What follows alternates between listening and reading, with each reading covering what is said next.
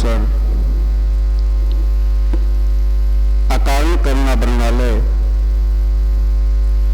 भक्त वांछा कल्पतरु, तवोद्युत बलिंद पीतांबरधारी श्री रामकृष्ण भगवान के श्री चरणों में अनंत बार प्रणाम नमन वंदन समर्पित करते हुए श्री गौरी शंकर भगवान श्री हनुमान जी महाराज के श्री चरणों में अनंत बार प्रणाम नमन वंदन समर्पित करते हुए यत्र तत्र से पधारे समस्त सुधीर श्रद्धालु श्रोता बंधु, माताएं बहनें भाई बच्चे, सभी को भगवत भाव से मेरा नमन वंदन अभिनंदन। और आज पंचम दिवस के कथा सत्र में हम सभी लोग प्रवेश करेंगे। जो हमारे जीवन का मूल है, श्रीमद् भागवत, मैं कथा में बार बार यही बताने का प्रयास करता हूं कि भागवत ही हमारा लक्ष्य है, भागवत ही जीवन का मूल है। मानव जीवन पाने के बाद श्री भागवत जी से जुड़ना ये हमारा लक्ष्य होना चाहिए। भागवत जी को हृदयंगम करना, भागवत जी को जीवन में उतारना, भागवत जी के मार्गदर्शन के अनुसार चलना,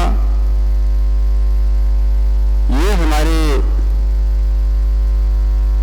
जीवन का लक्ष्य होना चाहिए और यही हमारा मूल विषय होना चाहिए। जो भागवत जी के प्रधान प्रतिपाद्य देवता भगवान कृष्ण हैं, कल उनके प्राकट्य की कथा सुना, बड़ा सुंदर जन्मोत्सव मनाया गया, बड़ा आनंद आया, भक्तों ने भी बड़ा आह्लाद और आनंद का अनुभव किया, क्योंकि जहां स्वयं आनंद ही आकर के प्रकट हो गया हो,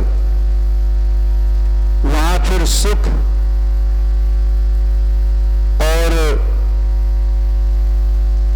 और कोई दूसरी चीज रह ही नहीं जाती है। आनंद के आगे तो सब बेकार है। अब आनंद को चाहे परमानंद बोल दो, चाहे ब्रह्मानंद बोल दो, चाहे विषयानंद, चाहे प्रेमानंद बोल दो, लेकिन आनंद तो आनंद है। आनंद बदला नहीं जा सकता और आनंद ऐसी चीज है, एक बार आ जाए दोबारा नहीं जाती है।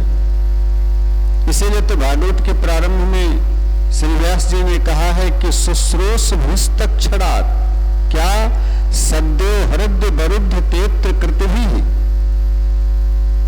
भगवान कृष्ण माने जो आनंद है, जो आनंद स्वरूप है, वो हमारे हृदय में आकर के अवरुद्ध हो जाते हैं, कैद हो जाते हैं। कब? भागवत सुनने की इच्छा करने मात्र से। और यहां भी श्री सुखदेव जी वर्णन करते हैं, ये नहीं कहा कि नंद जी के लाला हुआ है, ये आनंद जी के पुत्र हुआ है। श्री सुखदेव जी कहते हैं, नंदस्त्वात्मज उत्पन्नी जाता ह्लादो महाममः आहु विप्रान् वेदज्ञान स्नातः शुचिर्लंकृतः वाचयित्वा स्वस्तेनं जात्कर्मात्मजस्य वै कार्यामास विधिवत् पितृदेवार्चनं तथा नंदस्त्वात्मज उत्पन्नी जाता ह्लादो महामना। जाता आह्लादो, और रामचरितमानस में भी तुलसीदास जी ने वर्णन किया है कि जो आनंद सिंधु सुख राशि, ये आनंद का समुद्र है। और यहां भी जाता आह्लादो महामना, साक्षात आह्लाद माने आनंद ही आकर के प्रकट हो गया है। इसीलिए भगत लोग गाते भी हैं, नंद घर आनंद भयो जय कन्हैया लाल की, नंद घर आनंद भयो जय कन्हैया लाल की, भाई जय कन्हैया लाल की, जय कन्हैया लाल की, हाँ जय कन्हैया लाल की, नंद घर आनंद भयो जय कन्हैया लाल की, नंद घर आनंद भयो। नंद के घर आनंद हुआ है, जो आनंद सिंधु सुख राशि है। ब्राह्मण लोग बाबा नंद से पूजन करवा रहे हैं, स्वस्ति वाचन पढ़ते हैं, पूजन करवा रहे हैं, लेकिन बाबा नंद ऐसा ध्यान मगन है, लाला के दर्शन करने की ऐसी लालसा मन में जगी हुई है कि पूजा में मन नहीं लग रहा है। ब्राह्मण लोग कहते हैं बाबा अक्षत चढ़ाओ, नंद बाबा ने चीनी चढ़ा दिया। बाबा ने कहा, ब्राह्मणों ने कहा जल चढ़ाओ, बाबा ने फल चढ़ा दिया। ब्राह्मणों ने कहा बाबा तुम्हारा ध्यान कहाँ है, तुम्हारा मन कहाँ है? नंद बाबा ने कहा ब्राह्मण देवताओं क्षमा करना, देखो मेरा मन लाला में लगा हुआ है, लाला में चला गया। ब्राह्मण ने कहा अच्छा बाबा तो तू हाथ में जल लेकर के संकल्प बोल दे जो कुछ दान करना हो, और फिर तू यहां से जा, पूजन का कार्य हम कर लेंगे अपने हाथ से, और तो जाकर के प्रेम से लाला के दर्शन कर। बाबा ने कहा ठीक है महाराज। सो हाथ में जल लिया बाबा नंद ने और तुरंत 2 लाख गौओं का दान कर दिया। धेनु नाम्नि दे प्रादा विप्रेभ्यः समलंकृते, तिलाद्रीन् सप्तरत्नौघ 7 कौम्भाम्बरावृतान्। 2 लाख गौओं का दान किया बाबा नंद ने और सब ब्राह्मणों ने वितरित कर दिया। और यही नहीं, तिलादीन सप्तरत्नौघ 7 अन्न के पहाड़ बनाए, 7 पहाड़ अन्न के बना करके पर्वत दान किया। पर्वत दान का भाव ये होता है, कहते हैं अन्न का इतना ऊंचा ढेर लगाओ कि उस पार खड़ा हुआ व्यक्ति मेरे को दिखाई न पड़े, इतना बड़ा अन्न का पहाड़ बनाना चाहिए। ऐसे 7 पहाड़ बनाए बाबा नंद ने और फिर ब्राह्मणों को दान कर दिया। ऐसे बहुत दान किया, जो कोई जो कुछ मांगता है वही पाता है। अनेक प्रकार के दुंदुभियां, भेरी, मृदंग, सहनाइयां बजने लगी, गायक लोग गायन करने लगे, सब लाला की बधाई देने के लिए आते हैं। लल्ला जनम सुनी आई, यशोदा मैया दे दे बधाई। हो लल्ला जनम सुनी आई, यशोदा मैया दे दे बधाई। दे दे बधाई मैया, दे दे बधाई, दे दे बधाई मैया, दे दे बधाई। लल्ला जनम सुनी आई, यशोदा मैया दे दे बधाई। हीरे भी दे दे मैया, मोती भी दे दे, हीरे भी दे दे मैया, हीरे भी दे दे मैया, मोती भी दे दे। कंठे की दे दे पुआई, यशोदा मैया दे दे बधाई। लल्ला जनम सुनी आई, यशोदा मैया दे दे बधाई। बड़ा आनंद छाया है बाबा नंद के आंगन में, बधाई की धूम मची हुई है। और इधर ग्वालों ने क्या किया,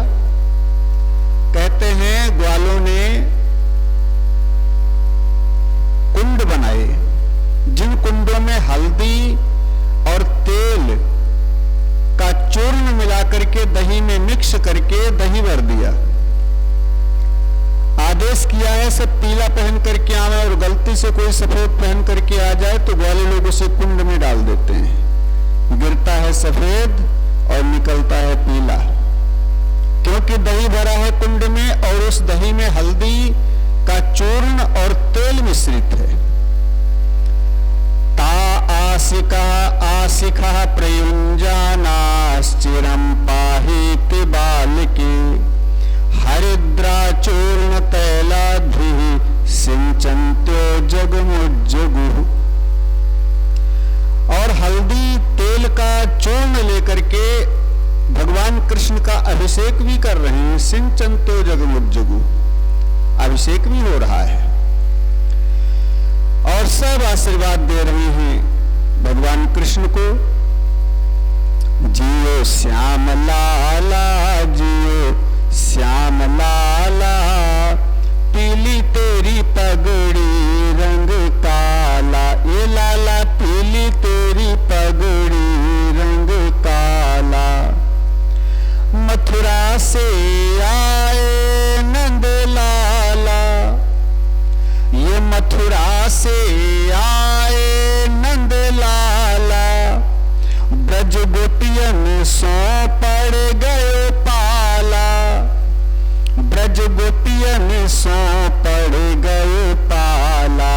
जियो जियो श्याम लाला, जियो श्याम लाला, पीली तेरी पगड़ी रंग काला। ये लाला पीली तेरी पगड़ी रंग काला। यहाँ पूरी जलेबी लड्डू मेवा, यहाँ खीर जलेबी पूरी लड्डू पुआ। यहाँ खीर जलेबी पूरी लड्डू पुआ। आज यशोमती घर आनंद हुआ, आज यशोमती घर लाला नहीं हुआ, सुत नहीं हुआ, आज यशोमती घर आनंद हुआ। इसलिए जियो श्याम लाला, जियो श्याम लाला, पीली तेरी पगड़ी रंग काला। ये लाला पीली तेरी पगड़ी रंग। यहाँ चरमर चरमर कर पलना, ये चरमर चरमर कर पलना। सब ब्रजवासी गावे जियो ललना, ये सब ब्रजवासी गावे जियो ललना। जियो जियो श्याम लाला, जियो श्याम लाला, पीली तेरी पगड़ी रंग काला। जियो श्याम लाला, जियो श्याम लाला, पीली तेरी पगड़ी रंग काला। ये लाला पीली तेरी पगड़ी रंग काला। बड़ा आनंद उत्सव मना रहे हैं। कहते हैं आनंद उत्सव, कृष्ण का जन्मोत्सव 1 दिन 2 दिन 10 दिन महीना भर नहीं मनाया गया। कहते हैं पूरे 6 महीने तक लगातार मनाया गया और नित्य नवीन तरीके से उत्सव मनाया जा रहा है कृष्ण के जन्म का। एक दिन बाबा नंद ने ग्वालों से कहा, लाला आज 6 दिन के हो गए कृष्ण, बड़े सवेरे सवेरे। कहा, अरे भैया लाला के जन्म की खुशी में हम तो इतना भूल गए कि वो कंस को जो वार्षिक कर देता हूं इनकम टैक्स, वो तो हम देने भूल गए, उसकी डेट निकल गई। लाला की खुशी में इतना बावरे हो गए। इसलिए भैया तुम लोग गोकुल की रक्षा का भार संभालना और हम जा रहे हैं इनकम टैक्स देकर के तुरंत आए। गोपान गोकुल रक्षायां निरूप्य मथुरां गतः नंदः कंसस्य वार्षिक्यं करम दातुम कुरुद्वः। ग्वालों को गोकुल की रक्षा का भार सौंप करके बाबा नंद बैलगाड़ी में दूध दही माखन भर करके कंस को वार्षिक कर देने के लिए चले गए। अब बाबा नंद गए वार्षिक कर देने और इधर कंस की बहन जी आ गई, कन्हैया की मौसी जी आ गई, नाम था पूतना। नौमी वाले दिन कंस ने भेजा पूतना को, लेकिन पूतना आई चतुर्दशी वाले दिन गोकुल को। अच्छा, चतुर्दशी वाले दिन क्यों आई? 9 और 14 के बीच में 6 दिन का अंतर होता है। पूतना को 6 दिन लग गए गोकुल तक आने में, जबकि मथुरा से गोकुल की दूरी मात्र 25 किलोमीटर। क्योंकि श्री सुखदेव जी कहते हैं कि पूतना छठी वाले दिन ही आती है, बीच में नहीं आती। जबकि भगवान ने पूतना को, वासना को सब सारे बच्चों के पास जाने के लिए जन्म से ही भेज देते हैं। पूतना कौन है? कहा ये जो विषय वासना है संसार की, ये वासना ही तो पूतना है। माया का ही एक रूप है पूतना का, वासना ही पूतना है। और ये वासना, विषय वासना छठी वाले दिन प्रत्येक बच्चे के ऊपर आक्रमण करती है, प्रत्येक बच्चे को मारती है। पूतना चतुर्दशी वाले दिन आती है। क्यों? 14 की गिनती का इशारा करके सुखदेव जी ने कहा है कि 14 स्थानों पर पूतना का आक्रमण होता है। भगवान राम का वनवास भी 14 वर्षों के लिए हुआ था, क्योंकि शरीर में 14 स्थान होते हैं। 5 कर्मेंद्रियां, 5 ज्ञानेंद्रियां, 1 मन, बुद्धि, चित्त और अहंकार, ये 3 और मिला दीजिए तो 11, 3, 14। शरीर में 14 स्थान होते हैं, जिन 14 स्थान के ऊपर पूतना माने वासना का आक्रमण होता है, इसलिए 14 की गिनती का इशारा किया है। चतुर्दशी वाले दिन पूतना गोकुल में आई। अच्छा, एक बात और समझें, ये जो विषय वासना होती है ऊपर से देखने में बड़ी सुंदर होती है। अच्छा, संसार हमें कितना अच्छा लगता है, यह संसार कितना सुंदर लगता है।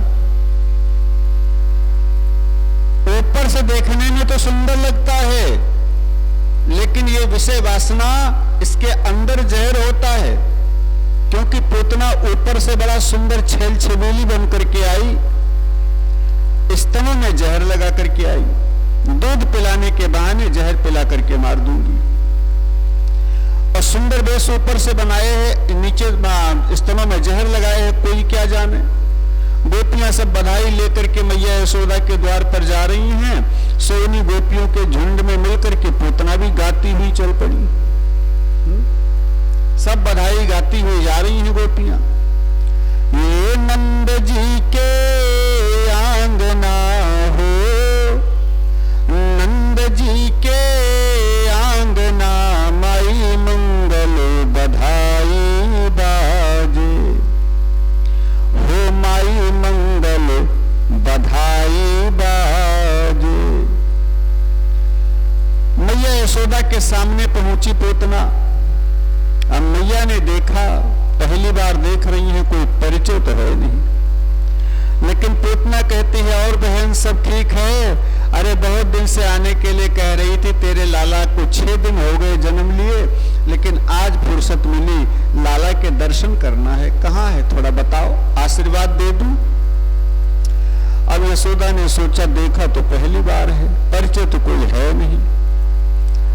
लेकिन यशोदा सोचती है, अगर पूछ लिया कौन हो बहन, हम तुमको जानती तो है नहीं, तो इतने प्यार से बहन कह रही है, इतने प्यार से आई है लाला का दर्शन करने, हो सकता है दुखी हो जाए। क्योंकि यशोदा तो यशोदा, कहते हैं यशः ददाति यशोदा, जो दूसरे को यश दे करके खुद अपयश लेना स्वीकार करे, जो खुद अपयश ले दूसरे को यश ही देती रहे, उसी का नाम तो यशोदा है। यशोदा कभी किसी को दुखी नहीं करती है, भले स्वयं को दुख आ जाए। नंद का मतलब है जो दूसरे को आनंद दे, अपने को भले कष्ट हो जाए लेकिन दूसरे को हमेशा आनंद देता रहे, उसी का नाम नंद है। और जिनके मन में यशोदा के और नंद के भाव उतर जाते हैं, भगवान कृष्ण तो उसके आंगन में खेलने के लिए तैयार रहते हैं। दूसरे को यश दे, दूसरे को आनंद दे, खुद को कष्ट, खुद को क्लेश भले हो जाए लेकिन दूसरे को कोई कष्ट न हो, ऐसा भाव मन में रखते हुए जो जीवन में उतारता है इन भावों को, भगवान कृष्ण तो उसी के आंगन में खेलते हैं। यशोदा ने कहा, बहन वो पालने में अभी अभी सुलाया है, बहन जगाना मत, दूर से आशीर्वाद देकर के चली जाना। पुतना ने कहा, हमें तो केवल आशीर्वाद देना है बहन, हमें जगाने से क्या मतलब। सो पुतना भगवान कृष्ण के पास गई। अब भगवान कृष्ण तो पालने में सो रहे थे, लेकिन जैसे पूतना जी आई, कन्हैया ने मन में सोचा मौसी जी आई हैं, एक बार देख तो लूं। सो नेत्र खोल करके पूतना मौसी को देखा और एक झलक देख करके तुरंत फिर आंखें बंद कर लिया। सुखदेव जी कहते हैं कि विबोध्यताम बालक मारिकाग्रहम चराचरात्मा सा निमीलते क्षरा, सा निमीलते क्षरा। पूतना को देख करके नेत्र बंद कर लिया। टीकाकारों ने, संतों ने इस पर अपने अपने कई भाव दिए कि भगवान ने पूतना को देखकर नेत्र क्यों बंद कर लिया।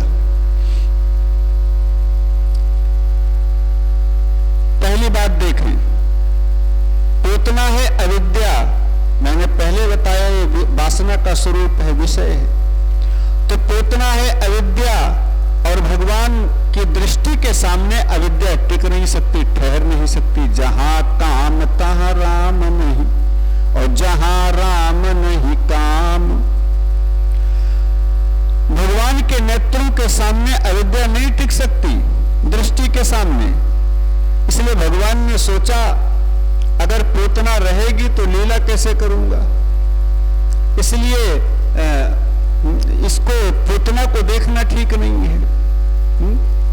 लीला कैसी होगी जब अविद्या रहेगी ही नहीं, क्योंकि हर चीज जो बनी है ब्रह्मा जी ने बनाई है संसार में, सबकी मात्रा के अनुसार सेवन करने से हर वस्तु की जरूरत है, हर विषय की जरूरत है, नहीं तो संसार चलेगा ही नहीं। तो भगवान ने सोचा मेरी दृष्टि के सामने अविद्या टिकती नहीं है और मैंने देख लिया तो अविद्या नष्ट हो जाएगी, टिकेगी नहीं, तो लीला कैसे होगी। इसलिए भगवान ने नेत्र बंद कर लिए। अथवा भगवान ने सोचा कि पूतना बाल घातनी है, पूतना, पूत का जन्म सुन ले कि उसे नहीं रखती है, तुरंत खत्म कर देती है। जो पूत न रखे उसी का नाम पूतना। दूसरे शब्दों में पूत माने होता है पवित्र, जो पवित्र न हो वही पूतना है। तो भगवान ने सोचा पूतना बाल घातनी है, बाल हत्यारनी है, छोटे छोटे बच्चों को मारती है, ऐसा जघन्य अपराध करती है, इसका मुंह देखना ठीक नहीं है, ऐसी पापिनी का, अपराधिनी का। इसलिए बालघातनी समझ करके पापी का मुंह देखना ठीक नहीं, इस भाव से नेत्र बंद कर लिया। भगवान ने सोचा कि हमारे दो ही मुख्य अवतार हुए हैं, एक राम जी का, एक कन्हैया जी का। राम जी के अवतार में भगवान ने सबसे पहले किसको मारा, बोलो किसको मारा? ताड़का को। और कन्हैया जी के अवतार में सबसे पहले मारा पूतना को। भगवान ने सोचा दो ही हमारे मुख्य अवतार हुए हैं और दोनों अवतारों में सबसे पहले स्त्री वध करना पड़ रहा है। इस घृणा से भगवान ने नेत्रों को बंद कर लिया। अथवा भगवान के दोनों नेत्र, एक है सूर्य, एक है चंद्रमा। दाहिना नेत्र सूर्य, बायां नेत्र चंद्रमा।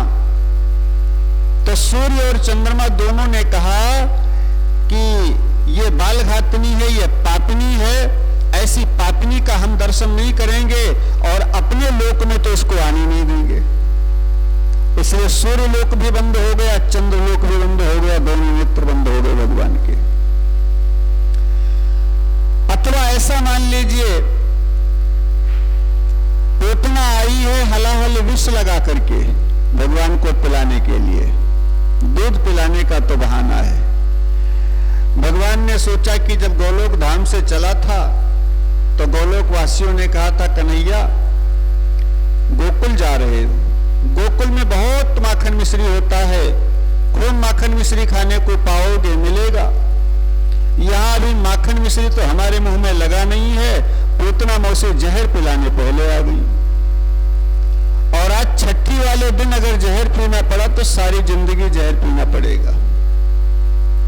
इसलिए क्या करूं, ये जहर वहर पीने का मेरे को तो अभ्यास नहीं, दूध हम पी सकते हैं। जहर पीने के भगवान शंकर रसिक हैं। इसलिए नेत्र बंद करके भगवान कन्हैया ने भगवान शिव का आवाहन करना शुरू किया। भोले बाबा जहां भी हो जल्दी से आ जाओ, जहर जहर पूतना का तुम पी लो और दूध हम पी ले।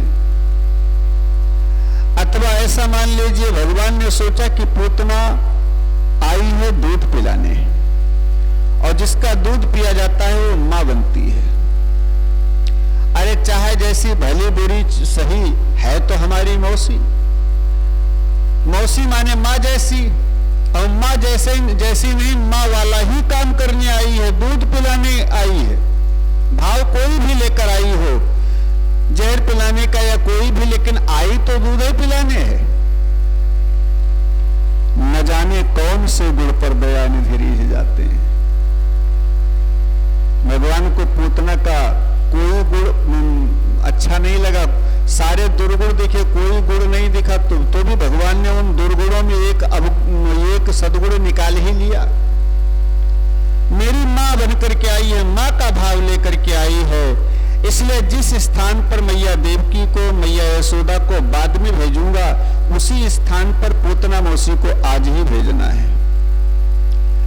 इसलिए नेत्र बंद करके ध्यान करके देखने लगे गोलोक धाम में कोई सीट खाली है कि नहीं खाली है। न खाली हो तो खाली करवाई जाए, क्योंकि पूतना मौसी को तो अभी भेजना है। इसलिए पूतना को देख करके भगवान ने नेत्र बंद कर लिए। अब श्री सुखदेव जी कहते हैं कि कोई भी कारण हो, लेकिन भगवान ने अपने नेत्र बंद कर लिए। पूतना मौसी आई, कन्हैया को गोद में लिया और स्तन में डाल करके पिलाना शुरू कर दिया। तस्मिन् स्तनम दुर्जर वीर्यमुल्बणम घोरांकमादाय शिशुर्ददावत् गाढ़ं कराभ्यां भगवान प्रपीड्य तत् प्राणैः समं रोष समन्वितो पिबत्। भगवान ने सबसे पहले स्तनपान किया और फिर गाढ़ं कराभ्याम भगवान प्रपीड्य तत्।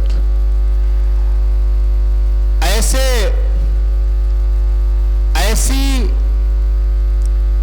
भगवान कन्हैया ने दूध पीने के बाद ऐसे प्राणों का आकर्षण किया, प्राणैः समं रोष समन्वितो पिबत्। उसके प्राणों का आकर्षण करना शुरू किया, प्राणों को खींचना शुरू किया, और जब प्राणों को खींचने लगे तो पूतना के शरीर में बड़ा भयंकर दर्द हुआ, क्योंकि पापी के मरने के समय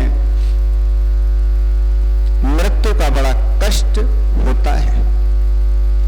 कहते हैं भगत लोग मरते हैं तो हंसते हंसते जाते हैं, संत लोग मरते हैं हंसते हंसते जाते हैं दुनिया से, लेकिन पापी के प्राण निकलते हैं तो मुंह से लार गिरती है, नाक से नाक गिरती है, आंख से आंसू गिरते हैं, मुंह से आवाज नहीं निकलती है, बड़ा कष्ट होता है। अरे पूतना के शरीर में इतना भयंकर दर्द हुआ, बड़ी जोर से चिल्लाई, सामुंच मुंच मुंचालन इति प्रभाषे निष्पीड्यमाना खिल जीव वर्मिणी। मुंच मुंच छोड़ दे कन्हैया, छोड़ दे कन्हैया, चिल्लाई। लेकिन भगवान 6 दिन के पूतना मौसी की ओर देखा और मुस्कुराए। मौसी जी, मेरी मैया ने तो पकड़ना सिखाया है, छोड़ना सिखाया ही नहीं है, कैसे छोड़ दूं? 6 दिन के लाला बोल गए। पूतना तो आश्चर्य में पड़ गई है, 6 दिन के कन्हैया कैसे बोल रहे हैं? अब पूतना तो इतना घबराई, राक्षसी वेश बनाया, वहां से भागी और कहते हैं यमुना के किनारे आई, तब तक सारे प्राणों का आकर्षण कर लिया, आकाश से उड़ती हुई भागी है, सारे प्राणों का आकर्षण कर लिया भगवान ने। पूतना यमुना के किनारे मर करके 6 कोस की दूरी में गिरी है। सुखदेव जी वर्णन करते हैं, पतमानोपि तद्देहस्त्री गद्युत्तरं तरद्रुमान, गद्युत्तरं द्रुमान माने तद्देहस्त्री 3 गद्युति के बीच में 3 गद्युति माने 6 कोस, 1 गद्युति होती है 2 कोस की, 3 गद्युति माने 6 कोस की दूरी में, माने 18 किलोमीटर की दूरी में पूतना गिरी। चूर्ण अमास राजेंद्र महदा सीतद भूतम, न जाने कितने वृक्ष उसके शरीर के नीचे टूट करके चूर्ण बन गए, चकनाचूर हो गए।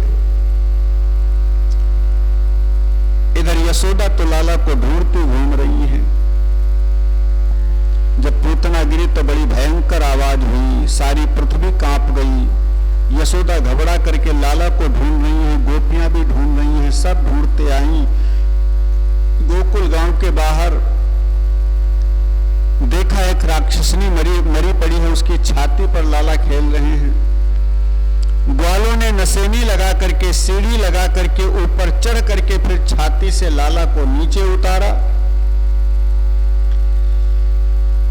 पूतना को छुआ है, राक्षसनी को छुआ है, अछूत हो गई है कृष्ण, इसलिए पूतना लेकर के, यशोदा मैया लेकर के कृष्ण को घर आई।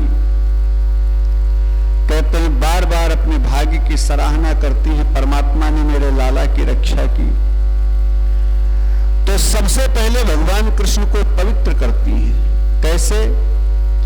गोमूत्रेण स्नापयित्वा पुनर्गोरज सार्वभकम, सबसे पहले गौमूत्र से नहलाया और फिर गाय के चरणों की धूल और गोबर का उबटन लगाया, गाय के गोबर का उबटन लगाया कृष्ण के शरीर में, और फिर गोमूत्र से नहलाया, फिर शुद्ध जल से नहलाया कृष्ण को, और शुद्ध जल से नहला करके वस्त्र पहना करके फिर गौशाले में लेकर के आई।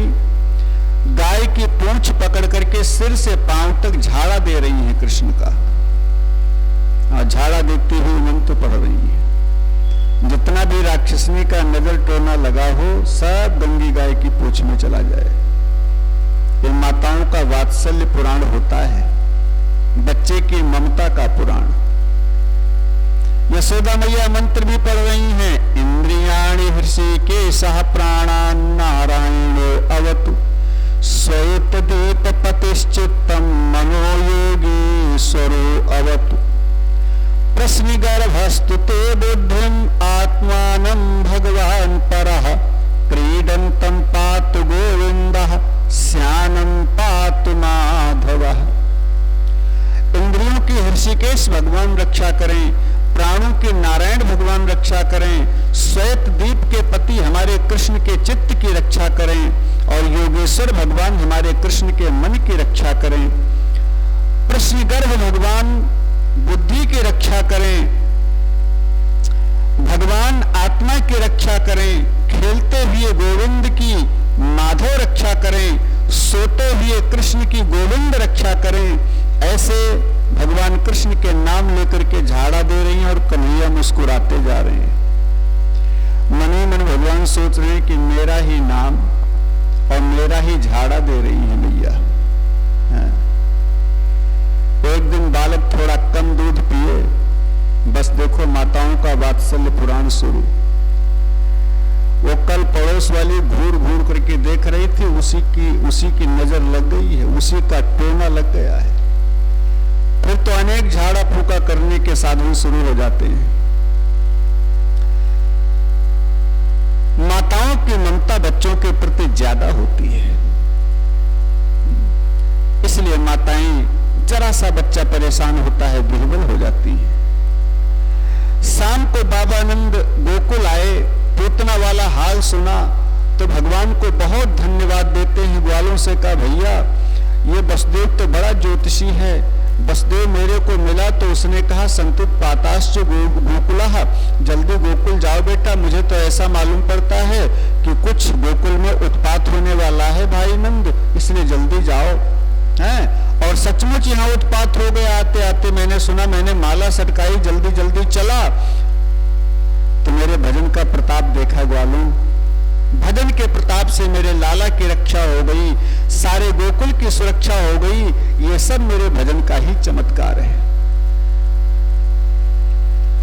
बाबा आनंद तो भगवान के नाम के कीर्तन का बड़ा यश गाते हैं। बाबा आनंद ग्वाले कहने लगे, बाबा आनंद सो तो सब ठीक है, लेकिन एक बात बताओ, गोकुल मथुरा का रास्ता जाम कर गई पूतना मरी, क्या करें, उसका बीच रास्ते पर पड़ी है। बाबा आनंद ने कहा, उठाओ औजार, कुल्हाड़ियां उठाओ और पूतना के कई टुकड़े बना करके जो उसके नीचे वृक्ष टूट गए हैं उन्हीं वृक्षों को उसी के ऊपर डाल करके आग लगा दो। तो कहते हैं कि ग्वालों ने उसके कई टुकड़े बनाए पूतना के, और फिर 5 चिताएं बनाई गई पूतना की। अविद्या 5 प्रकार की होती है, 5 चिताएं बनाई गई। राग द्वेष अविद्या अभिनिवेश है, 5 प्रकार की अविद्या, इसलिए 5 चिताएं बना करके पूतना के शरीर में आग लगाई गई। सुखदेव जी कहते हैं पूतना जब जली तो उसके शरीर से कमल के फूल के जैसी सुगंधी निकली। अरे कमल के फूल के जैसी सुगंधी क्यों नहीं निकलेगी? क्योंकि पूतना अब कोई साधारण थोड़े रह गई है। वैसे पूतना है कौन? सुखदेव जी बड़ा सुंदर वर्णन करते हैं, कहते हैं पूतना लोक बालग्नि। पहली बात तो नाम बिल्कुल खराब, नाम ठीक नहीं है, नाम है पूतना जो पवित्र न हो। कर्म ठीक होगा, कहना लोक बालग्नि, संसार में छोटे छोटे बच्चों को पकड़ करके लाना, क्या करती है? पालन पोषण नहीं करती है, सेवा नहीं करती है, राक्षसी रुधिरासना, ऐसी राक्षसी है, छोटे छोटे बच्चों को पकड़ कर लाती है, फिर उनका रक्तपान करती है, खून पीती है। भोजन भी अच्छा नहीं, कर्म भी अच्छे नहीं, स्वभाव भी अच्छा नहीं, रहन सहन भी अच्छा नहीं, नाम भी अच्छा नहीं है, जात भी अच्छी नहीं। लेकिन भगवान को जब उद्धार करना हुआ, जीव के ऊपर कल्याण करना होता है तो कोई न कोई गुण निकाल ही लेते हैं। एक गुण निकाल लिया, भली बुरी चाहे जैसी हो, है तो हमारी मौसी, मेरी माँ का भाव लेकर के आई है, दूध पिलाने आई है, ये गुण निकाल लिया पूतना में से। इसलिए कहते हैं जिघान सयापि हरे स्तनम दत्वाप सदगति, उसके पापों का हरण कर लिया भगवान ने। कैसे? स्तनम दत्वाप, भगवान के मुंह में अपना स्तन दिया तो भगवान ने जिसका स्तन अपने मुंह में रख करके पान किया हो, भला वो राक्षसी कैसे रह जाएगी? इसलिए दत्वाप सदगतिम, इसलिए सदगति दिया पूतना को, तो कमल के फूल के जैसे सुगंधी निकली है, क्योंकि राक्षसी नहीं रह गई, अब तो भगवान की माता जी बन गई है। ऐसे भगवान कृष्ण पूतना के ऊपर कृपा करते हैं और पूतना का कल्याण करते हैं। इसके बाद में 6 महीने के कृष्ण हुए, करवट बदलने का उत्सव मनाया बाबा आनंद ने, पूरे ब्रजवासियों का निमंत्रण किया। मैया ने सोचा भीड़ भाड़ ज्यादा हो जाएगी, सो सवेरे सवेरे लाला को सुला करके पालने में लिटा दिया। पाल, पालना द्वार पर बैलगाड़ी खड़ी थी, उसी के नीचे रख दिया। घर में भीड़ भाड़ आई, खाने पीने की व्यवस्था शुरू हो गई, बनने लगा। गोपियां तो आनंद बधाइयां गा रही हैं, आनंद मगन हैं बधाई गीत में। अब भगवान यहां बाहर पालने में लेटे सोच रहे हैं कि उत्सव हमारा मनाया जा रहा है, गीत हमारी खुशी के गाए जा रहे हैं, बधाई हमारी खुशी की गाई जा रही है, और हमको द्वार पर छोड़ दिया है।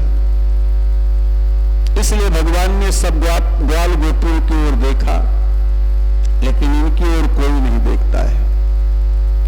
भगवान ने रोना शुरू किया, फिर भी किसी ने ध्यान नहीं दिया।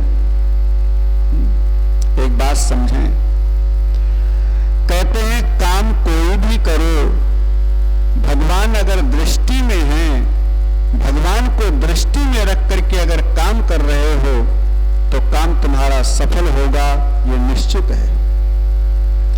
इसलिए प्रत्येक कर्म भगवान को दृष्टि में रख करके करो, और अगर भगवान को दृष्टि में रख करके काम नहीं करते हो तो कभी संयोग बिगड़ गया तो जीवन रूपी गाड़ी को भगवान ऐसा पलट देंगे जो फिर संभलने का, सुधरने का समय जल्दी नहीं आएगा। इसलिए काम कोई, अरे भगवान के उत्सव में ही मस्त हो जाओ, कोई बात नहीं, चलो भगवान के उत्सव में हम मस्त हैं, लेकिन भगवान केंद्र में होने चाहिए, भगवान दृष्टि में होने चाहिए। यहाँ भगवान तो द्वार पर पड़े हैं पालने में, दृष्टि में नहीं है। देख रहे हैं फिर भी कोई इनकी ओर नहीं देख रहा, रो रहे हैं फिर भी कोई ध्यान नहीं दे रहा। जब ध्यान से भगवान चले जाते हैं, दृष्टि से भगवान चले जाते हैं, दृष्टि में भगवान नहीं रह जाते हैं, तो जीवन रूपी गाड़ी पलट जाती है। इसलिए सूत्र है भागवत का, काम कोई भी करो, दृष्टि में भगवान होने चाहिए। और क्या हुआ, जब किसी ने ध्यान नहीं दिया तो भगवान ने एक पैर रोते रोते ऐसा लंबा किया और बैलगाड़ी में मार दिया, बैलगाड़ी पलट गई। क्योंकि बैलगाड़ी के ऊपर मामा जी आ चुके थे, सकटासुर। भगवान ने सोचा मामा जी का भी कल्याण करना है, आ चुके हैं, तो एक शिक्षा भी हो जाएगी दुनिया के लिए और ग्वाल गोपियों के लिए, और मामा जी का भी कल्याण हो जाएगा। इसलिए बैलगाड़ी को पलट दिया, मामा जी का भी अंत हो गया सकटासुर का। बैलगाड़ी पलट गई, दूध दही मटकियां जो भरी रखी थी वो सब नीचे लुढ़क गई, दूध दही माखन नीचे फैल गया। खड़बड़ खड़बड़ की आवाज सुनी, सब गोप गोपी मैया यशोदा दौड़ती आई। मैया तो आश्चर्य से उंगली लगाई, बाप रे, आंधी आई नहीं, तूफान आया नहीं है, ये गाड़ी पलटी तो पलटी कैसे? सुखदेव जी कहते हैं छोटे छोटे बच्चे वहां खेल रहे थे। उन छोटे छोटे बच्चों ने कहा मैया हम बताएं कैसी पलटी, बताओ। कहा मैया तेरे लाला ने एक पैर लंबा करके ऐसा बैलगाड़ी में मारा कि बैलगाड़ी पलट गई। मैया ने बड़ी जोर से डांटा, चल दारी के झूठ बोले। सुखदेव जी कहते हैं मैया यशोदा की आंखों में तो वात्सल्य का चश्मा लगा हुआ है, इसलिए सत्य का ज्ञान नहीं हो रहा है। जैसा चश्मा लगाओगे वैसी ही सृष्टि दिखेगी। भगवान बालक बनकर के क्रीड़ा कर रहे हैं, खेल रहे हैं, लेकिन चश्मा वात्सल्य का लगा है, इसलिए भगवान भी बालक दिखाई पड़ रहे हैं, वो भी अबोध बालक बालक दिखाई पड़ रहे हैं। इसलिए नारायणत्व का भाव जग ही नहीं रहा है। जैसी होगी दृष्टि वैसी दिखेगी सृष्टि। सुखदेव जी कहते हैं बच्चों ने कहा तो सही, लेकिन मैया यशोदा की आंखों में वात्सल्य का चश्मा लगा हुआ है, इसलिए ओरिजिनलिटी समझ नहीं पा रही, बच्चों को डांट दिया। मन में सोचा कैसे भी पलटी हो, लेकिन गाड़ी पलट गई, मेरे लाला की सुरक्षा हो गई। तब तक किसी ने राक्षस को देखा, कहा ये देखो मरा पड़ा मैया, इसी ने पलटी गाड़ी और खुद दब करके मर गया। काम करते हैं लेकिन अपना नाम नहीं लेते हैं कभी कि मैंने किया है। जो बड़े से बड़ा नहीं, असंभव कार्य को जो करे और फिर भी अपना नाम न ले किसी दूसरे को यश दे कि इन्होंने किया है, उसको कहते हैं जीव। और छोटा काम करके भी बढ़ा चढ़ा करके बड़ा काम बता देना, छोटा करके भी बड़ा बनना, जिसका ऐसा स्वभाव हो उसको कहते हैं जीव। यही जीव और ईश्वर की पहचान है। भगवान ने सक्टासुर का अंत किया, इसके बाद तृणावर्त आया। अरे तृणावर्त आया तो भगवान को ही उठा करके कंधे पर लेकर के चला आकाश मार्ग से होकर के। तृणावर्तः शांतरयो वात्यारूप धरोहरम कृष्णं न भोगतो गंतुम न शक्नोद भूरि भारभृत। भगवान को कंधे पर बिठा करके आकाश में लेकर गया। भगवान ने तीनों लोगों का भार अपने ऊपर रख लिया, बड़ा वजन बढ़ा लिया। इतना वजन बढ़ा लिया कि तृणावर्त परेशान हो गया, मन में विचार करने लगा कहीं नंद बाबा के आंगन में पड़ा हुआ काला पत्थर तो नहीं उठा लाया, ये कृष्ण ही है कि कोई और है, काला पत्थर तो नहीं।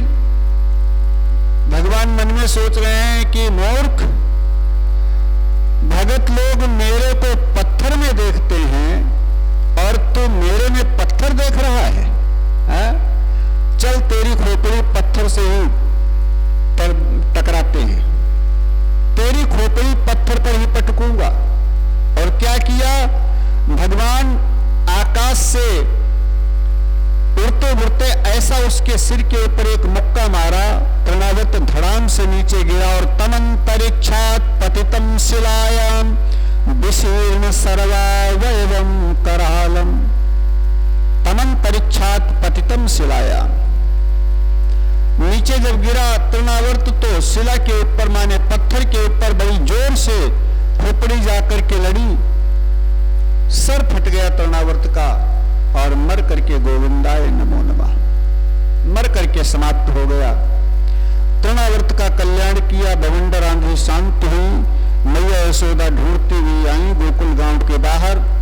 राक्षस मरा पड़ा है, कृष्ण खेल रहे हैं, मैया उठा करके कृष्ण को छाती से लगाती हैं, बार बार अपने भाग्य की सराहना करती हैं, मेरे लाला की रक्षा किया परमात्मा ने। और फिर घर में आकर के 2 लाख गौओं का दान करते हैं बाबानंद, क्यों, मेरे लाला की आज सुरक्षा हुई है। इस प्रकार से भगवान कृष्ण जो भी राक्षस आते हैं उन राक्षसों को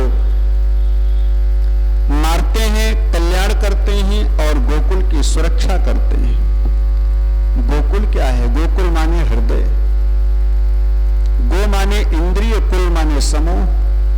जहां इंद्रियों का समूह है या जहां इंद्रियां एक जगह इकट्ठी हुई हैं या जहां इंद्रियों का जोड़ है उसको हृदय प्रदेश बोलते हैं, उसको हृदय क्षेत्र बोलते हैं।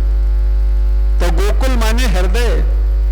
अगर हमारे हृदय में भगवान विराजित हैं तो फिर हृदय की सुरक्षा तो होगी, और हृदय की सुरक्षा होगी तो पूरे शरीर की सुरक्षा होगी। क्यों, अगर हृदय सुरक्षित है तो पूरा शरीर सुरक्षित है। एक कोई प्रश्न कर रहा था कि भगवान भारत में ही क्यों आते हैं, क्या भगवान भी भारतीय हैं, और अगर भगवान भी भारतीय हैं तो इनको जगन्नाथ क्यों बोलते हैं। जगत के नाथ हैं फिर भी भारत में ही क्यों आते हैं, और किसी स्टेट में और किसी देश में जन्म क्यों नहीं लेते हैं।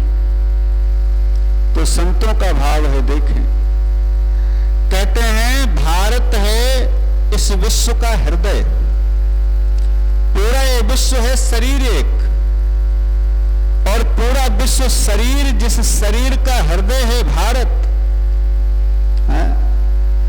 एक हाथ कट जाए, दोनों हाथ कट जाए, दोनों पैर कट जाए, आंख फूट जाए, कान बहरे हो जाए, नाक कट जाए, कान कट जाए, फिर भी शरीर चलता रहेगा, शरीर का कुछ नहीं बिगड़ेगा, फिर भी शरीर जीवित रहेगा, फिर भी हम मरेंगे नहीं, लेकिन अगर हृदय की धड़कन बंद हो जाए, अगर दिल बैठ जाए, हृदय ही बैठ जाए, हमारा हृदय की धड़कन बंद हो जाए तो हाथ भी रहेंगे, पैर भी रहेंगे, आंख कान नाक मुंह सब रहेगा, लेकिन हम कर कुछ नहीं सकते हैं, माने श्मशान में जाने के योग्य हो जाएंगे। इसलिए मुख्य है शरीर में हृदय। ऐसे ही विश्व में हृदय है भारत, माने भारत है मुख्य। भारत रूपी हृदय की धड़कन अगर बंद हो गई, धड़कन काहे की है? भारत रूपी हृदय में धर्म की धड़कन, और अगर ये धर्म की धड़कन भारत में बंद हो गई तो पूरा विश्व खतरे में आ जाएगा, पूरा विश्व नष्ट होने की कगार पर आ जाएगा। इसलिए भारत रूपी हृदय से धर्म की धड़कन न बंद हो। अरे भागवत में यही तो शिक्षा दी गई है। गोकुल में भगवान रह करके गोकुल की सुरक्षा कर रहे हैं, माने हृदय की सुरक्षा कर रहे हैं, तो पूरे विश्व की सुरक्षा माने पूरे शरीर की सुरक्षा हो रही है। ऐसे हमारे हृदय रूपी प्रदेश में अगर भगवान कृष्ण विराजित हो जाएं, हम उनको बुला लें भाव से, तेरे पूजन को भगवान बना मन मंदिर आलीशान, तो हमारे हृदय रूपी क्षेत्र में अगर परमात्मा आ जाएं, तो हमारा भी हृदय सुरक्षित हो जाए, और हृदय सुरक्षित तो पूरा शरीर सुरक्षित। इसीलिए ऐसे बड़े सुंदर भाव श्री सुखदेव जी वर्णन करते हैं। ब्रज क्षेत्र बताया गया। ब्रज माने क्या होता है? ब्रज गमन शब्द से लिया गया है। ब्रज यह शरीर है, गमन माने आना जाना। बार बार हम जन्म लेते हैं, मरते हैं, जन्म लेते हैं, मरते हैं, ये आना जाना जिसका लगा हुआ है उसी को ब्रज बोलते हैं। और ब्रज क्षेत्र के गोकुल गांव में भगवान कृष्ण सुरक्षा की व्यवस्था दे रहे हैं। तो ब्रज माने शरीर, तो इस शरीर के अंदर, इस शरीर क्षेत्र के अंदर जो गोकुल रूपी हृदय है, इसकी सुरक्षा व्यवस्था ठीक से बनी रहे, इसलिए भगवान गोकुल के अंदर प्रतिष्ठित होकर के गोकुल की सुरक्षा व्यवस्था को संभाले हैं, ताकि पूरा ब्रजमंडल सुरक्षित रहे, पूरा शरीर सुरक्षित रहे। बोलिए कृष्ण कन्हैया लाल की जय हो। श्री कृष्ण गोविंद हरे मुरारे, हे नाथ नारायण वासुदेवा। श्री कृष्ण गोविंद हरे मुरारे, हे नाथ नारायण वासुदेवा। बोले सच्चिदानंद भगवान की जय हो। चैनल को सब्सक्राइब, लाइक